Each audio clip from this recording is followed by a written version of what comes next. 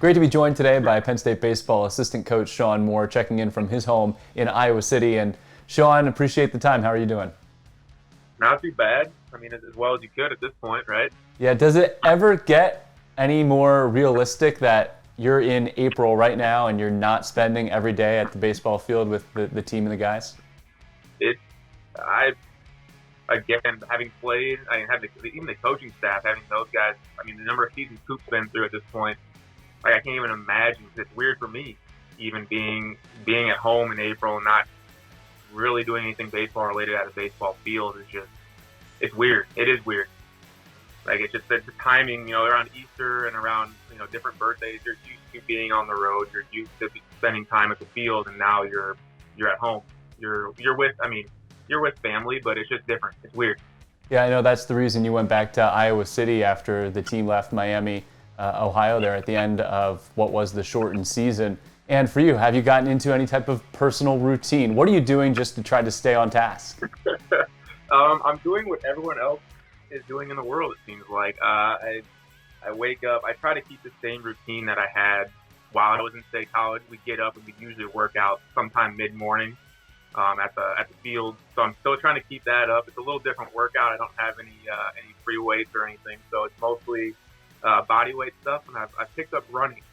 It's not a great activity that I've decided to do, but it's something to do, and it gets you outside. So usually just kind of get a workout in, and then hop on the computer for a little bit. Try to get as much work as you can. Usually it's just checking email, keeping up with some of the recruits that we're looking at, finding some videos from kids, and just kind of getting names at this point.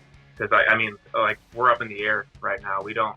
We're hopeful for a summer season for these high school kids and even our college guys, but right now it's not looking too great. So just trying to keep the same pattern that I would have in state college. Yeah, we've talked so much with so many coaches about what they're doing to remain in touch with their teams and their teams that they had on campus that are now at home. From a recruiting standpoint, what are you doing to continue to foster those relationships and try to build a incoming class with everything going on, not only affecting your team, but every team across the country? Yeah, so right now we're kind of locked in with our 20 class, 21 right in there. And we actually have a couple group messages going right now with those guys. It's pretty entertaining. Newman keeps that fire lit for us, so it's good. But in terms of the potential recruits, it's mostly just continually to talk to them, continuing to communicate with them via mainly phone. A lot of guys will just constantly text me now, which is great because I think they're just bored. So whenever they get video or anything, they just text me, and I make a little. It's called Coach's Eye. I kind of like draw some stuff on it for them, and we kind of just have an open conversation back and forth throughout the day, throughout the week, seems like now. But other than that, I know Newman's got, I think he's got a PS4 or something, or he got some gaming system that he's been doing. So I got one too. Kind of trying to see if we can open that up for the guys a little bit. I know Newman, again, the conversations we've had in that group thread is pretty entertaining. He's going after some of our 21 recruits. Good. But mainly it's just over phone. I know that, again, we actually had our coaches meeting to talk about continuing to talk to our guys. And basically the conversation ended with, hey, just make sure you reach out to these guys. It doesn't have to be baseball related, but just see how they're doing and check in. Because if they're anything like us, they're getting a little stir crazy. They're baseball's been taken away, so they're looking for any avenue to talk to someone about anything. So, just opening up conversations, and then, again, it's mostly via phone at this point. Those conversations you're having with your guys currently, the ones that are on your roster, how have those kind of shifted? Have they shifted as the disappointment of the end of the season's gone away, and they're now at home trying to find a routine themselves and work on their academics and try to stay in shape and some sort of training? Yeah, I actually talked to, I think I only got through about 4 guys the other night because the conversation for so long. It was like I could tell they're getting a little bored with whoever they're hunkering down with right now. They're looking for any sort of communication with anyone else. But I think that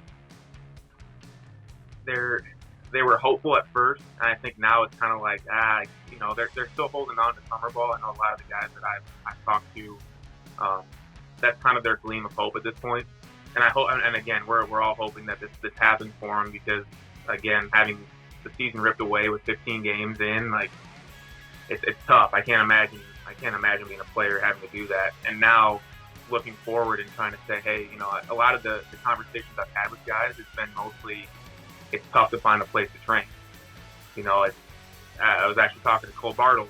It's disappointing for them because I know that they want it so badly, but now it's like they're learning to adapt a little bit better.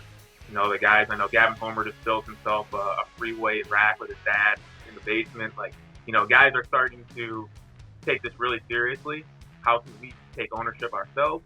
How can we do this on our own? And how can we be ready so that when stuff does start to open, we're ready to go? So it's been good. The conversations with them have been really good. A lot of them actually haven't been baseball related at all. A lot of it's been about the classes. I've asked how their online stuff's gone, and again, it's a little different for them being in class, especially when they're used to being in state college, and the class is associated with being on campus, and now they're being forced to be at home on their computer. I feel like it's a little tougher for them to lock it in, in that learning environment, but they've been doing well. The reports from Joey have been great, so I'm proud of those guys, and I'm proud of them for adapting. So the conversation has been good.